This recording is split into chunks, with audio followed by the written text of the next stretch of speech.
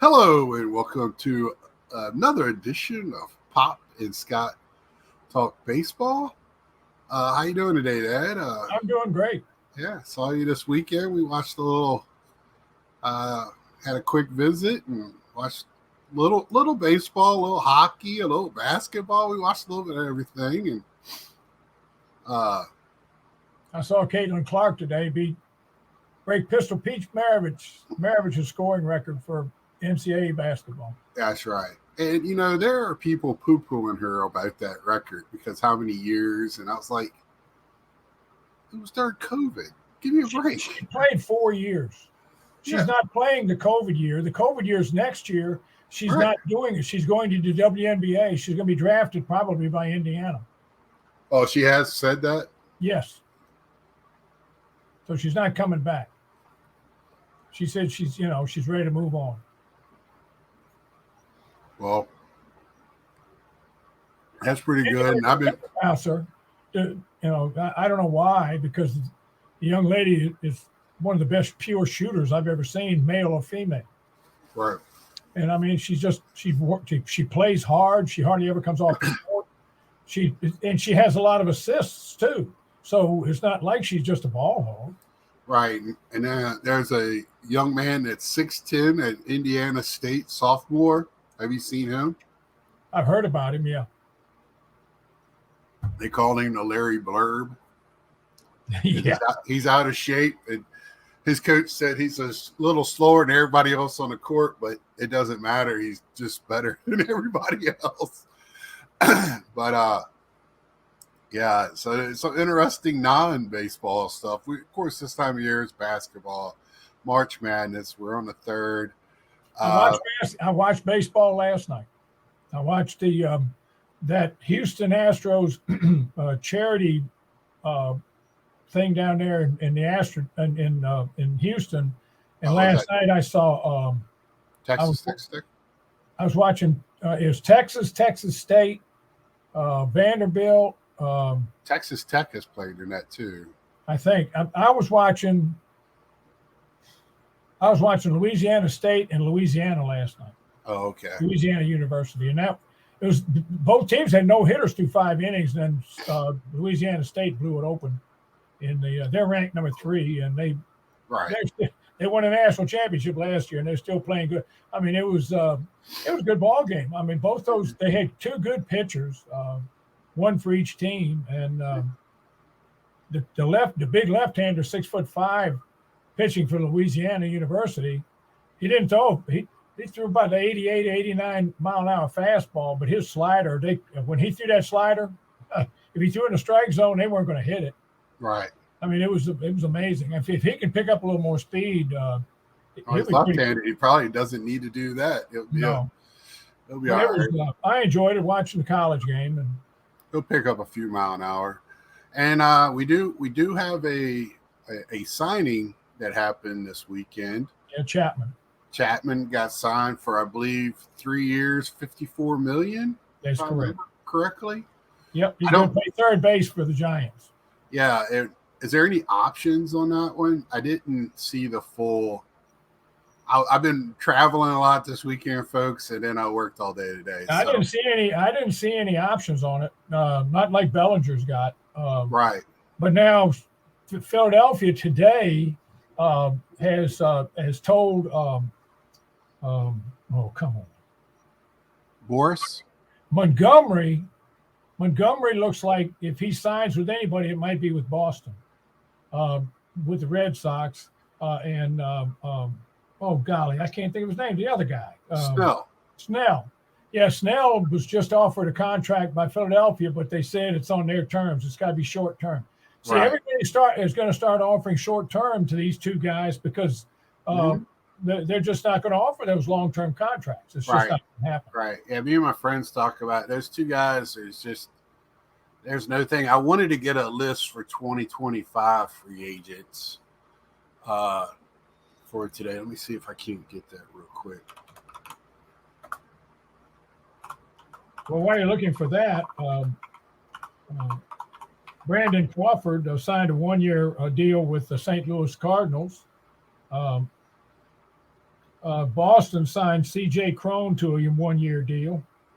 The Dodgers brought back Kiki Hernandez. They traded outfielder Manuel Margot to the Twins to make room for him on the roster, and they also got a prospect, Rene Duncan, a shortstop from the Twins. The Cubs signed first baseman Garrett Cooper, and Ian Happ hurt his hamstring yesterday. So he's day to day. Well, you're going to hear a lot of that this time of year. Yeah. Hamstrings.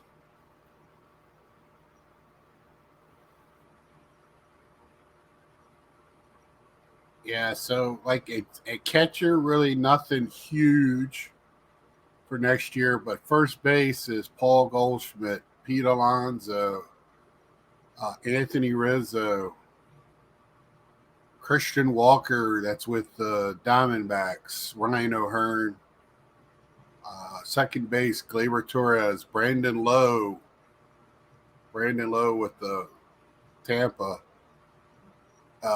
Whit Merrifield, Wilmer Flores, Brandon Crawford, Brandon Drury, Adam Frazier, third baseman, Alex Bregman. They got Matt Chapman as a player option, so I don't know. He may have one, but what I read, it didn't mention it. Right. They didn't mention it on MLB either.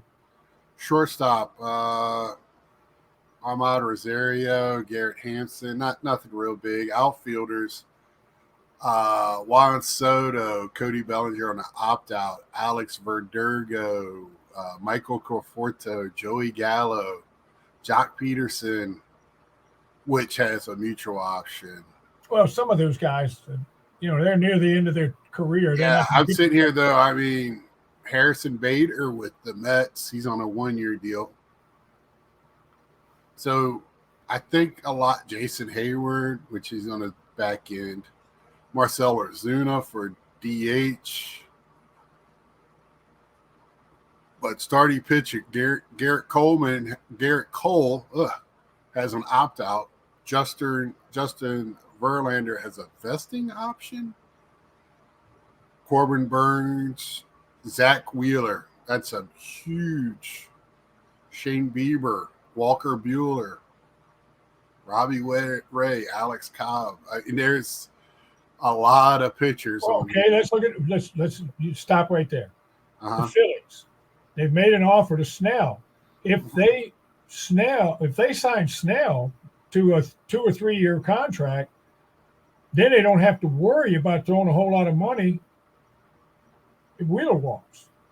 So that would be a backup plan not only to help him this year, but then if he walked, and then if they try to keep him, because Snell would have been behind Zach Wheeler in the voting for last year if he was in the. He beat. No, he was in the year before last. But I mean, if he signed with the Phillies right now, it'd be about probably mid-April before he was in shape to pitch. Right. And he could probably be third in the rotation behind Wheeler and Nola. Yeah. And I mean, but that would give them a backup plan in case they didn't want to throw a whole bunch of money at Wheeler. Yeah. I don't know how old he is. Well, I'm sitting here looking at Matt Chapman's numbers. He's 30, so he's supposed to be in his prime. And to get a deal that he did doesn't really I guess people were not betting on him. Well, his hitting dropped off. He's still a great fielder. He's won 2 platinum gloves and several gold gloves, but his hitting dropped off the last couple of years. That's why Toronto let him go. 2021, 2000, he batted 210, 229, 240, 232. His best year was a 278. He won MVP 2018. But in San Francisco, in that ballpark, defense matters. That's a huge ballpark, and defense matters. Pitching and defense matters in that ballpark. Yeah, he only hit 17 home runs too last year. Exactly. So 27, of course, 2020 is the COVID. 36, 24, 14. So, that's, I don't know. I think everybody still thinks of him as this young stud he came up with the A's. Yeah. And he really hasn't lived up to that year. It was 2018, 2017. I just wanted to kind of, because that's the way I remember him as a young player. It just kind of fizzled out. I mean, the moon was supposed to be. I mean, he had a high ceiling, and he kind of leveled off, especially at the plate. He's a great fielder, but he's leveled off at the plate. Yeah. And some bad news this week: Jose De Leon passed away. He was only 63, and he passed away. He played with Pittsburgh, and he played with several teams. But he started out. He was best known in Pittsburgh, and he played between 83 and 95. So he had a 12-year major league record. I remember watching him pitch for Pittsburgh. Baltimore, they brought back a guy with a little bit of age on him to help him out a little bit, hopefully. That's Julio Teheran. They brought him back to throw some. And I also heard on one of the stations last night, I flipped over to see if they were showing Baltimore and the Yankees on Masson. And they had said that it wasn't a sure thing, but they had a report where the Orioles had reached out to Montgomery to see what it would take. Right, feeling to bring him to Baltimore, because they're certainly not going to pay that monstrous. They told Boris they're not going to pay that monstrous salary, so they're just trying to figure out. Like a lot of teams, they're trying to figure out what they can do. They're also still trying to trade, talking with Miami about trading with one of the 9,000 pitchers they've got down there. Well, see that. But I know what Baltimore can do is make some trades. Yeah, they have so much on the farm, and they don't have a place for them. It's just not fair to those young kids. They just don't have a spot for them. I know you want to keep a few in case you don't sign everybody, but that's a few years down the road. I mean, Well, Rushman is the oldest of that young core. He just turned 26. Right. And he does have 1 year of time over top of the other ones because he did come up a little earlier. Right. So it's going to be interesting to watch. I've been saying it every week to see where these guys go. We see a little bit more movement. I told you last week. I might have told you during the week. I can't remember all the times we've talked with some of the GMs just telling Boris, "Hey, we're not going to pay those prices, play those games." And I just think a lot of it has to do, and I wanted to bring up what was next year because I think that has a lot to do. When you start seeing some of those big names, I mean, there are names that can actually really, really help your ball club, not just add a piece. Well, and they might get the big contract. I mean, Soto's still a young man. Right. For him to get a 10-year 26. Well, for him to get a 10-year contract would not be out of the realm of possibility. And for one thing, he's an everyday player, and the other thing is he's one of the best hitters in baseball, and he's going to have some longevity. So he will demand that kind of money. And Ohtani has kind of set the floor for that kind of stuff. Now, he's not Ohtani, but he does have a lot of talent. So now, if he doesn't have a very good year for the Yankees this year, he's just going to hurt himself. But I still think when it all comes to fruition next year, at his age and everything, he'll be the most likely to sign another one of those 10-year, $400 million deals. But outside of that, he's going to have a really good year, I think. And outside of that, son, those other names you named, I don't know about giving all that those big. Well, I know I'm a little biased with Pete Alonso, but I think Pete's still young enough to get a 10-year deal with the DH. How old is he? 26, 27. Oh, he's only 27. Yeah. So, and he's looking. He's really wants that 500 home run goal. Well, there again, his owner is willing to spend. So, yeah, but he is not going to sign. I talked to you this weekend. I just feel like I don't think the Mets are going to be very good this year. I think he is a piece that can be dealt, and I would be upset because I don't want to see him leave the Mets. But I would completely understand if they trade him to get more players. Yeah, and then you can always try to sign him back as a free agent because he's not going to sign wherever he goes. Soto's already said that too. The Yankees wanted to resign, and I was like, well, he's already come out and said he's going to. Well, the only thing that the Yankees have going for them is because Soto's concerned is Soto always wanted to play for him. Yeah, but Soto also really he loves his friends, and I don't know if I'm telling you, there's a team out there that could probably get a bargain, and that's the Phillies. Yeah, because he'd be back with Turner and Harper. Yep, and especially with Turner, those two are guys, man. They're really good friends, and Soto, it seems like the type of guy. He came here at a very young age, like a lot of the Latin players, and they connect and make connections with certain people. That's why Acuna got a good deal with the Braves because he was so young. But now he's talking and he wants to renegotiate that, which I can't blame him. No, he was the number one player in baseball last year. I think he's going to be. He was the number one player in the National League. Ohtani was the number one player in the American League, but I will take Acuna played the whole year. While Ohtani got hurt. So, and he's a top position player. He just and he was 70. Oh yeah, that's right. He was, he hit he stole 70 bases. Oh right. my! So runs. I mean, right. And I want to say his little brother is looking pretty good in Mets camp this spring so far too. Got his first hit playing with the big league the other night. So, I'm happy to see that, even though he's a couple of years away. So that the Mets have a strong minor league system too.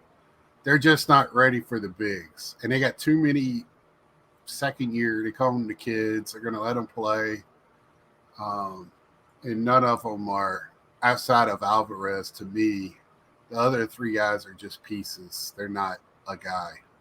Alvarez, the catcher, is a guy. That's a dude. I call them milestones, and we crossed a milestone. That was the 1st of March, because I used to the last milestone for me was the 1st of April. But now that the season starts in March, the last couple of years, the end of March, because the season's so long, and the playoffs are so long. Now it's the 1st of March because the 20th and the 21st, the first two games, and then 28th is on the first day of all teams. When everybody's playing, that was on that Thursday. So 15 games on the 28th. You know what's odd? The Dodgers and San Diego. Now I read this and I couldn't believe it, but then again, I heard it on MLB, so it must be true. They're going to play those two games that's for the regular season in Korea. Yes. They're flying home and playing two more exhibition games. Yeah. Before they play the regular season. They usually do that. So I can't remember the two teams that played in Australia a few years ago did the same thing. They played in Australia. They turned around. They flew home and played a couple of exhibition games because you don't want to get cold and then start playing your regular season. Well, I think the Phillies and the Mets are going to play in England. They're playing in London. Yeah. They got a series in London. I want to say there's a series in Mexico, a series in Puerto Rico. When you talk about Mexico, when they played, when San Diego played there 2 years ago, they played the Cardinals or somebody down in Mexico City. The game, they sold all the tickets for the game in about 2 hours. And that's why it was in Puerto Rico, and they're talking about the 2 expansion teams. Mexico City was mentioned, but they don't think they're going to get a team because of the standard of living. The people can't afford to go to buy tickets for 162 games plus buy all the merchandise. 81, yeah. I have a funny feeling the 2 teams are going to be like Portland and Memphis or somebody like that. I have a feeling it's going to be Portland for one, and I really wish North Carolina would get one. But they don't really need. They got so much baseball down here. They don't really need it, but it would be great for the because the South is still all the South is represented by one team, Atlanta Braves. I don't care there's 2 teams in Florida. Nobody else cares there's 2 teams in Florida. All of the South is Atlanta Braves. Then you have Texas for Texas, and that's it. But you go anywhere in the South, you see Atlanta Braves hats. Not only because of TBS all those years ago, it's just they're the only team down here. And I think they really need to do something. I mean, this is baseball country here. You got, like I said, you got 2 teams in Florida that even the people in Florida don't care about. Well, you could either put a team in Raleigh in the state capital or put one in Charlotte. Either or. I mean, Raleigh or Charlotte. Either or. Raleigh's where I want to say the Ice Caps. That used to be the minor league team here. But the Hurricanes for hockey sell out every night. And they are a playoff team. I mean, they're very good. And Charlotte's basketball team stinks in the NBA, but they don't sell out, but they do draw. No, and it took the Panthers to have that games where when they don't play anybody later in the season, when they lost like 11 games in a row or whatever, and they started playing some other teams that really weren't any good too, they were selling tickets they basically played in an empty stadium for one game. But the other games, I mean, when the Cowboys came down here, it was $300 a ticket to go see the Panthers play against the Cowboys. I mean, and it was sold out. So, there is a huge contingent of sports fans down here, and especially baseball. Every town has some type of baseball team. It can be independent all the way up to AAA, but they have wooden bat leagues. They have the part of the Appalachian wooden bat leagues down here that's been around forever, like the Cape Cod League. It's one of those leagues that have been part of baseball for a long, long time. Baseball's huge in this area of the country. It's huge in Virginia. After living here for 2 years, it's baseball down here is a way of life. Is basketball. But baseball is huge. And here in Virginia, I mean, the Chili Peppers right here in Colonial Heights, they sometimes draw 400 or 500 people a night. I mean, which is great for independence in a small stadium. And then the Flying Squirrels, the AA team for San Francisco that plays in Richmond, they've set attendance records for not just in AA, but in minor league. Year before last, and I'm not sure about last year, but the year before last, they had the highest attendance in all minor leagues. Yeah, they're very consistent. That's one thing there, and they know what they got. They know it's a family. It's family oriented, and they do crazy stuff between innings, and they make it a fan friendly environment. Yeah, and when you do that, you can draw more fans. Right. And the Chili Peppers do the same thing. It's fan friendly. I mean, the little kids can go down the left field line over behind the foul lines, over behind the fence there, and they got those jumpity things that bouncy houses and all that. Yeah, the bouncy stuff, and they got people down there to watch them. And I mean, they got good food. I mean, it's just they just do it's a first class job for a wooden bat independent league. I mean, that's why baseball appeals to so many people, because if you turn on the major league games in the summertime, you're going to see a lot of kids in the ballpark. Kids are all over the ballpark. Yeah, you always heard. Like, when you talked about that last year. Hey, what about the kids? And I'm like, do you not turn on a baseball game? Right, watch it. There's kids all over the ballpark. Yeah. Then you turn on. I've had people tell me, well, you tell me they don't go to the NBA and NFL games because it's during the school year. Wait. They have an NBA game on Saturday or Sunday. That's not during school, right. And there's no kids in the stands. Right. NFL games are played on Sunday and Fridays. I mean Thursday nights, which is school night, but it's played on Sundays, and there's hardly any kids in the stands. There's a few, but not many. I mean, baseball appeals to the family. It just does. And I'll tell you something else too. If you don't think baseball, to me, I go by the kids. Little League Baseball is the number one organized Little League sport in the world. Now, they have Little League soccer all over the world, and soccer's really, but I'm talking about organized. When you're talking about the Little League World Series and that brings kids from all over the world to Pennsylvania to play in that World Series, and they have all the playoffs leading up to it all over the world. I mean, and it's on ESPN, and if people ain't watching it, it wouldn't be on regular ESPN. Yeah, I mean, just all the games are on ESPN. It's one of the things I've always enjoyed. I've always enjoyed watching those kids play, and I notice almost every year you can see how they get a little better and play a little better defense, throw a little better, all the things. Some of the kids have better fundamentals than the guys in the major leagues sometimes. But, I mean, it's just I love the game. I like watching it all levels.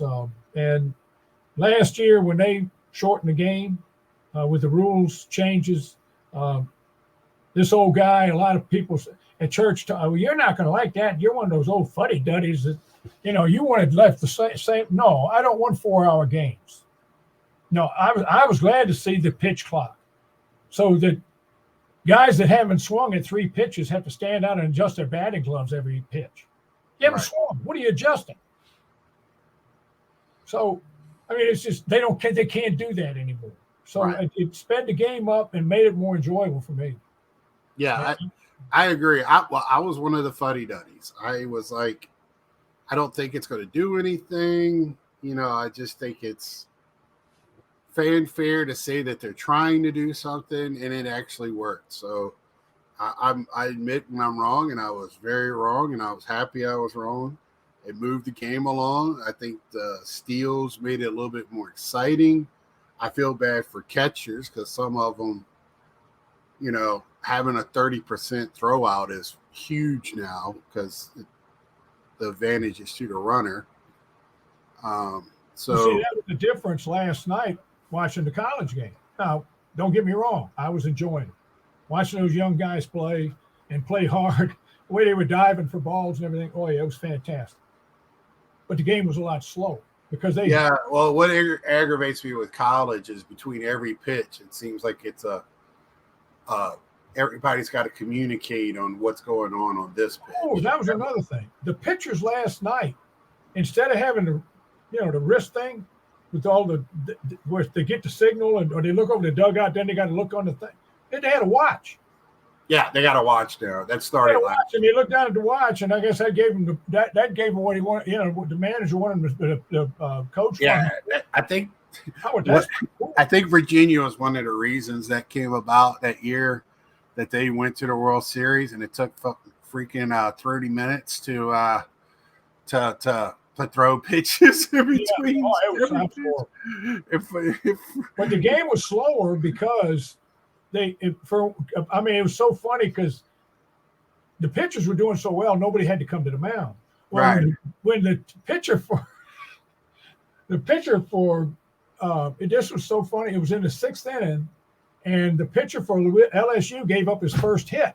It was a pop-up, and it was in front of the shortstop. The shortstop was playing deep, and the pitcher ran back for the ball. Well, the shortstop slammed on the brakes because he didn't want to run into his pitcher, and the ball fell between him, and it was a hit. Well, he goes back to the mound. The coach comes out to the mound. I said, well, wait, what?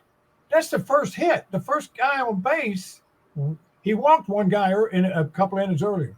So the guy's on base, and the coach comes out there, and he's talking, and he's talking, and he's talking. And the umpire finally walks out there, and he's talking. And one of the announcers said, well, who's got the cards? They can start a card game. I mean, they can stay out here this long. Right. Well, that's the way. That is the one thing that aggravates me with college ball. A college game can take a long time because it's especially when it gets into serious games like playoffs and all of that stuff. It comes to a grinding halt sometimes. But yeah, it's still fun to watch though because they play for such a love for the game. Yeah, they play so hard. Yeah, those kids play so hard.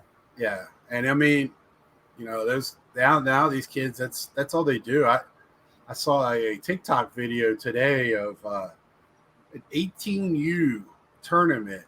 The guy takes a picture outside his hotel room at 6 a.m. in the parking lot.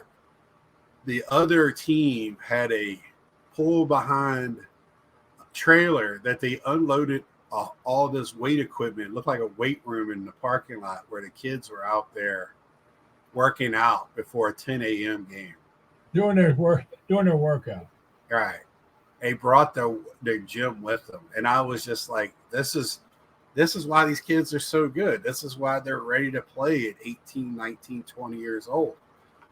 It's not amazing like to see Ken Griffey, that's what they said that kids that they're not scared of 100-mile-an-hour fastball. That's why you got to have other pitches. You got to be able to move. They're starting earlier. Yeah. And they're starting earlier, and they're getting better coaching. And so a guy I work with has been paying for his grandson who's 6 years old.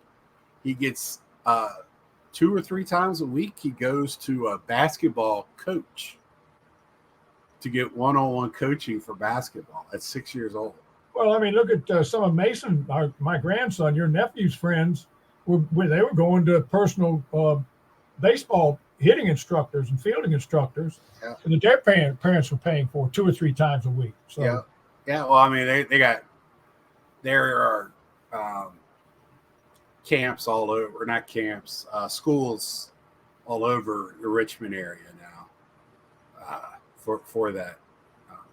Hitting schools, pitching schools. But that's the way it is all over the country now. It's become a business, just like everything else seems to be. If you want your kid to be good, that's what you're going to probably have to do. It's no longer just playing in the summertime a few games and, go out and shag flies with your friends during the week. But, this week we did see some movement. Another week down, get closer and closer. Like you said, the first was a milestone. So we'll be airing this on the 4th, 24 days from the actual opening day, 17 days from Korea. Again, I don't know how we're going to watch those games if we can. Tape delay or something, I don't know. But got anything to end this on, Dad? No, just everybody remember, next Saturday night, turn your clocks up. It's daylight savings time. Yeah, I kind of was looking this morning like, was that this week? It's next week. Next week, yeah. I looked at my phone. That does it for me. So, well, I'm going to end it on this. Hashtag watch the games. I have heard some ridiculous stuff this week where I think people just make up things because they don't know what they don't actually watch the games. But until next time, like, share, tell a friend, and we'll see ya.